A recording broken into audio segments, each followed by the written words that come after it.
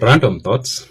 Africans did not own land, and that's not because of them being denied ownership of the land. It's because of the relationship that they had with the land. And when I say Africans, I don't mean all Africans. Of course, the Africa is not a monolith. There are parts of Africa where the culture was a little bit different. But by and large, most African societies and nations had a very different relationship with land as compared with what we have now. So that relationship had to change when the Europeans came to colonize the continent. In most African republics and monarchies, land was a resource, a natural resource that was considered to be just like the air we breathe or the sun and the sea. And these are resources that people couldn't even imagine in some of these societies that it was even possible for somebody to say that I own part of it for good.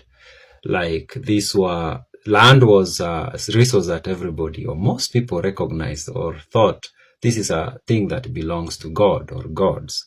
And what we humans could do with it is just use it to sustain ourselves. If you are a farmer, just go somewhere and do some cultivation as long as there's nobody there already doing it. Grow your crops, grow your grains and the vegetables, and when you're done, you can move to another part of land and do the same. And what you owned is what you grew on the land, not the land itself. The same thing to pastoralists. The only relationship you had with the land is to graze your animals on it. And that was that. Now, that became a loophole, of course. When the British came, they started doing survey on the land. And it is interesting, I was reading a document or the diary of Richard Minor Sagen, who was a British soldier who came to Kenya in 1902. And in his diary, which was published as a book in 1950s, he talks about one of the things they were doing in the early days of colonial Kenya was surveying the land. And I found that to be so interesting that was among the first things they were doing. There was a lot of survey work going on. And he described going to central Kenya and they were doing a lot of survey work. They went to Rift Valley, they were doing a lot of survey work. Like that was the first thing they did when they arrived on the land. Surveying the land and then starting to give out the land to, of course, the arriving British citizens. And during all this time, the people who were on the land were kind of like ignored. The British did not recognize the right of the people on the land to own the land. Like to them, they didn't even give it a thought. It was just, we are coming here, we found a very good piece of land. We're going to survey it, subdivide it, and gift it to ourselves. The people who are on the land, we don't care. They don't really own the land. Now, and it took a while before most African communities realized, okay, so it's possible for somebody to demarcate land and call it their own for good. Is that possible? It took a while. And the British, of course, even though they didn't see Africans as equals or people who could claim ownership to the land, they understood that legally they needed to have some process going on. And that's when they tricked many African, we can call them leaders. And sometimes some of these people were just picked by the British and made to be the leaders of the people. And then they would sign documents on behalf of the people. And most of these people didn't even know what they were signing really, because to them, even the concept of taking land and making it your own did not exist with them. So they were just signing these documents, not knowing that what they were actually doing is signing away land, sometimes for 99 years. And they didn't know that. And I just watched a video done by Lyn Ngugi, and it's about what is going on in Maasai land today.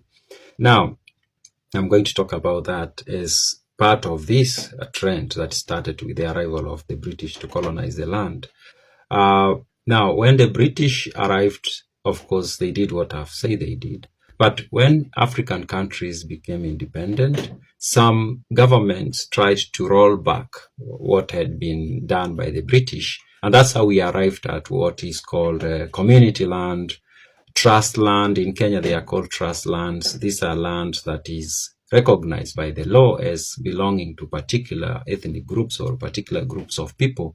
And they don't own it as individuals, they own it as a group. And sometimes this land is held in trust by the local government, or sometimes it is held by what is called group ranches. And this is the people being asked to be in an organized group, and then they will elect officials, and then those officials will be given the title of the entire land, and then the land will become a community land. In some other African countries, it's called community land. In Kenya, it's community land actually, but often people call it trust land. And the reason why the government, the early independent African governments decided to do that is because the people were still living the way they lived before the arrival of the colonialists, at least a big chunk of the population.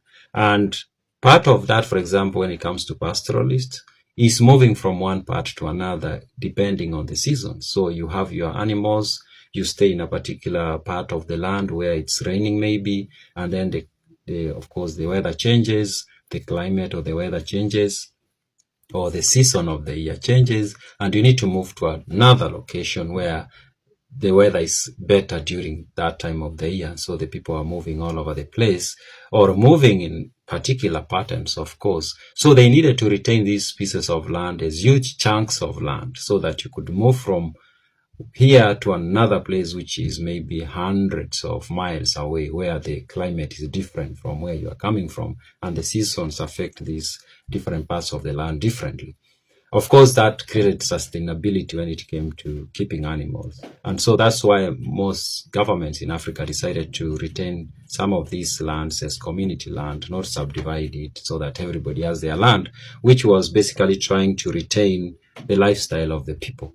Now, while that preserved the way of living for the people, it's become another loophole that some other people are taking advantage of. Now, it is a very good arrangement, of course. In some areas, it works very well. For example, you go to Narok, there is this land where the wild animals are called home, the Maasai Mara. The Maasai Mara is a community land, actually. It's owned by the people, the Maasai people.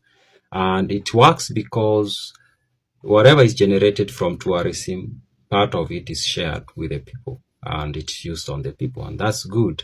And that has worked very well. And in fact, in the 2010 constitution, new fine-tuning of the law was made such that even better management of those lands is expected by the law. Now, that has worked in some areas. In some areas, it has become a loophole. And now, coming back to Lyn Ngugi's video, she covered a story about a group ranch in Kajiado County. I suspect it is Kajiado County because they were talking of Magadi. And this group ranch has leaders who are, of course, elected by the people to run the ranch. It's called a ranch, but it's a land occupied by many families.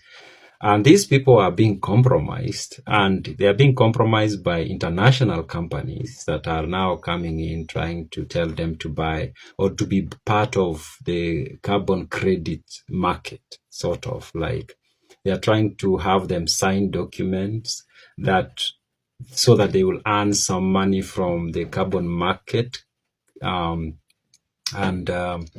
But now that sounds good. This really sounds good. You have these people living on their land. These people don't cultivate the land. They just use it to graze the animals. And you come in and you tell them, you know what? You need to preserve your environment. And by doing that, we are going to pay you some money. That sounds good until you start looking at the details.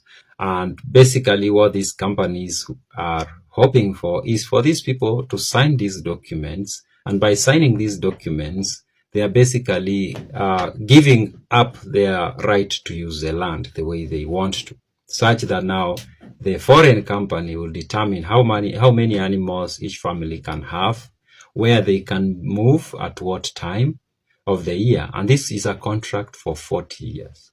So basically, when you look at it, and what I found to be so interesting, and I thought this is a repeat of what happened when the colonialists arrived on the continent, is that these people are not given the opportunity to go through these documents with legal aid.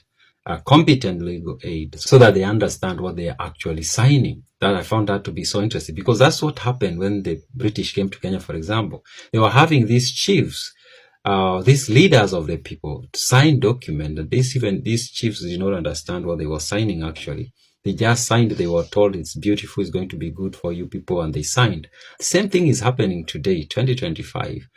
Some companies from Europe comes to Maasai land, and it's reaching out to the leaders of the group ranches and telling them, oh, we have this carbon trading thing, and we need you to sign so that we can pay you some money. And this is going to be a contract for 40 years.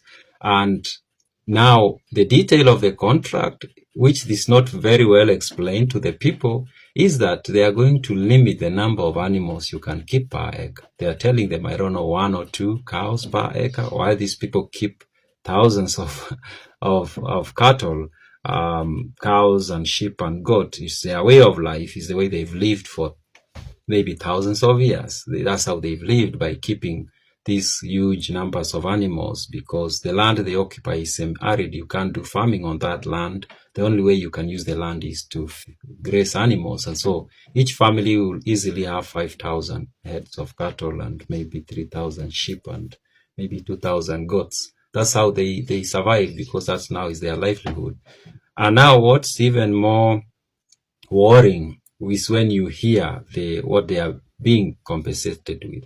They are being told, we'll give you, while they are limited to maybe 2 cows per acre piece of land, they are told, we are going to pay you, I think, $2 per acre per year, which is like, doesn't even compare with what they have to give up. They have to give up thousands of cattle for $2 per acre per year, which doesn't make sense. And it's going to be for 40 years. Now, fortunately, not everybody is ignorant today in Africa like most people were in maybe 18 something. So some people from the community, of course, have investigated, and they've realized this is a raw deal, and they've declined that offer. And this company is using a lot of aggressive tactics to try to force the people to sign this document. And I think that is only happening because the Maasai, at least in that part, are choosing to live like their ancestors lived, and which is a good thing. And they're choosing to live how most Africans lived, and that is having a relationship with the land that is different from what the West has with the land. Europeans, Americans have a different kind of relationship with the land. And of course, we Africans have joined them in that, but not all of us. There are a few of us who still want to have the relationship with the land that our ancestors had with the land. And that's the relationship of, I don't own the land, God owns the land, and I'm just going to use the land for my benefit right now. But when I'm not using it, somebody else can use it. But now that is being taken advantage of, because that company in particular, and similar companies, I know there are carbon trading programs going on in Kenya, but it seems to me like those companies are finding it easy to go to the communities where land is owned by the group, where land is not owned by the individual. Because it is easy, you can bribe the chairman and the secretary, take them to some vacation and give them good treatment, and then they just sign the document. But going to where people own land as individuals, of course, every individual is going to interrogate the document a little bit more careful, because it's about their own land. But when you are approaching a chairman of a group, it's not actually their personal land, it's land of the community, so they don't care as much. And that's problematic. So yeah, so Africans' relationship with the land, I think we have to change how we relate to the land so that we are able to survive. Because if we continue the way we related to the land was good, it's more natural. I think it's the more ideal way of relating to the land, and that is, land is just there as a resource for all of us to use when we can use it. That's I think the best way to relate to the land. But our relationship with the land cannot stand in today's world where everybody wants to take advantage of everyone. So I think it's better if we change the way we relate to the land, subdivide the land, let everybody get their title, and then they do whatever they want to do with their land. Those are my random thoughts.